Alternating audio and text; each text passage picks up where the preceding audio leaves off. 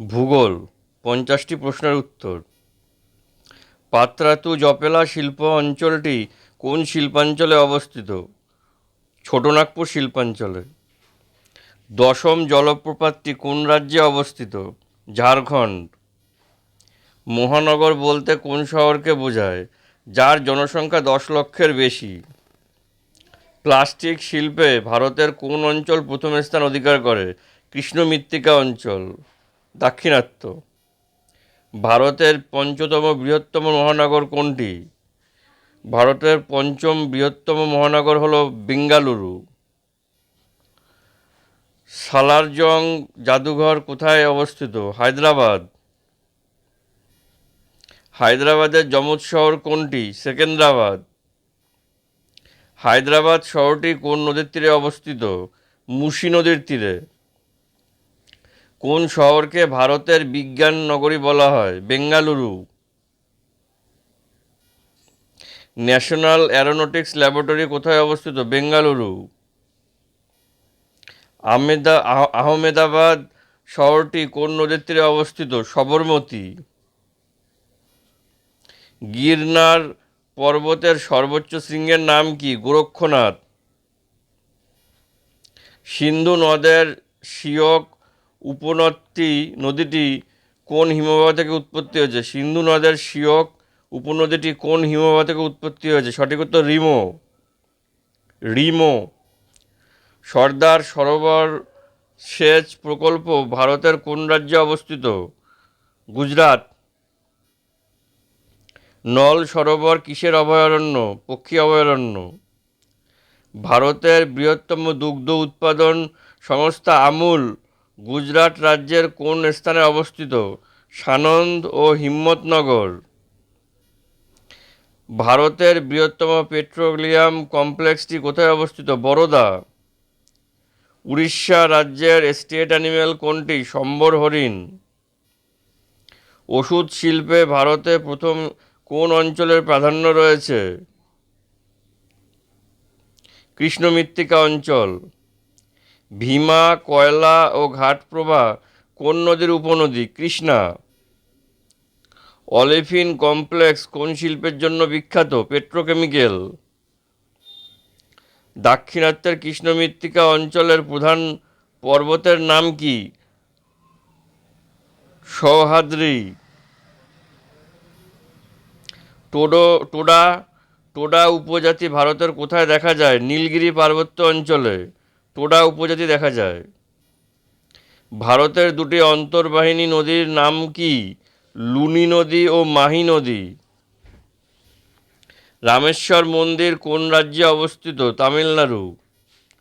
খাদার কি? নবীন পলিমাটি। ভাঙ্গার কি? প্রাচীন পলিমাটি। তিস্তা নদী কোন হিমবাহ থেকে উৎপত্তি হয়েছে? তিস্তা নদী ব্যবচ্ছিন্ন হিমবাহ থেকে উৎপন্ন হয়েছে। ছোট নাগপুর মালভূমি কি জাতীয় মালভূমি? ব্যবচ্ছিন্ন।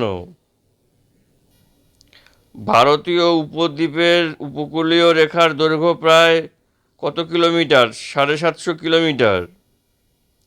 জব্বলপুরের কাছে ভোরাঘাট জলপ্রপাতটি কোন নদীর উপর অবস্থিত? নর্মদা।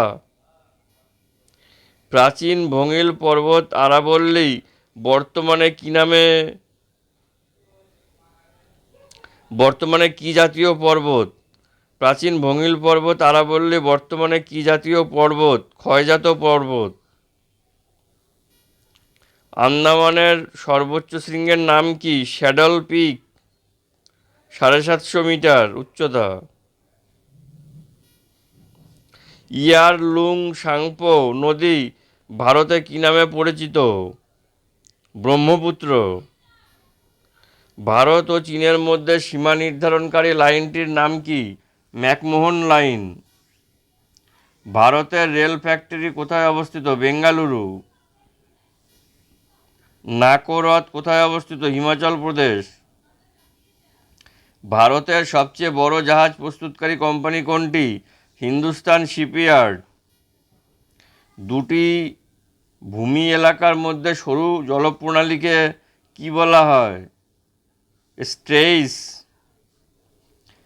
দুটি ভূমি এলাকার মধ্যে সরু জলপ্রণালীকে স্ট্রেইস বলা হয়। উত্তর মেরুতে ধ্রুবতারার উন্নতিকোণ কত ডিগ্রি? 90 ডিগ্রি। পশ্চিমঘাট পর্বত কি জাতীয় পর্বতের উদাহরণ? তির্যক স্তূপ পর্বত।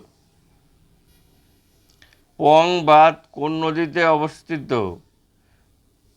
পং বাঁধ কোন নদীতে দেখা যায়? বিপাশা নদী। আশ্বিনের ঝড় কোন ঋতুতে দেখা যায়? শরৎ। কোন মেঘে বৃষ্টি হয়? কিউমুলোনিম্বাস। ভাষার ভিত্তিতে রাজ্য পুনর্গঠন কোন বছর হয়েছিল? 1956 খ্রিস্টাব্দ। কর্ণাটকের পূর্ব নাম কি ছিল? মহীশূর। সিকিম কোন বছর ভারতের অঙ্গরাজ্য পরিণত হয়?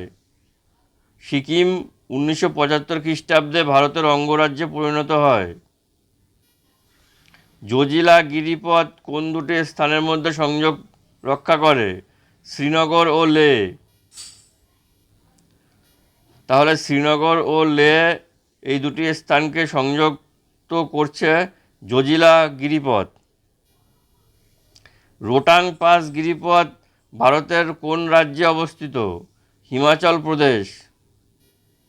ভারতের দীর্ঘতম হিমবাহের নাম কি? সিয়াচেন। ভিডিওটি ভালো লেগে থাকলে লাইক করবেন, কমেন্টে মূল্যবান মতামত জানাবেন, আর বন্ধুবান্ধব সবার সাথে ভিডিওটিকে শেয়ার করতে ভুলবেন না। আর যদি আপনি আমার চ্যানেলে নতুন হয়ে থাকেন তো চ্যানেলটি অবশ্যই সাবস্ক্রাইব করুন। আপনাদের এই সাবস্ক্রাইব, লাইক, কমেন্ট এগুলি আমাদেরকে উৎসাহ দেয়, আর আমাকে উৎসাহ দেয় আরও নতুন নতুন ভিডিও আপনাদের সামনে নিয়ে আসার। তাই অবশ্যই লাইক করবেন, কমেন্ট করবেন, আর চ্যানেলটিকে সাবস্ক্রাইব করবেন যদি না করা হয়ে থাকে। ঠিক আছে, বেল নোটিফিকেশানটা ক্লিক করে রাখবেন যাতে আমার দেওয়া সমস্ত ভিডিও সবার প্রথমে আপনার কাছে নোটিফিকেশানের আকারে পৌঁছে যায়। ঠিক আছে, ধন্যবাদ। তাহলে দেখা হচ্ছে পরবর্তী ভিডিওতে। টাটা।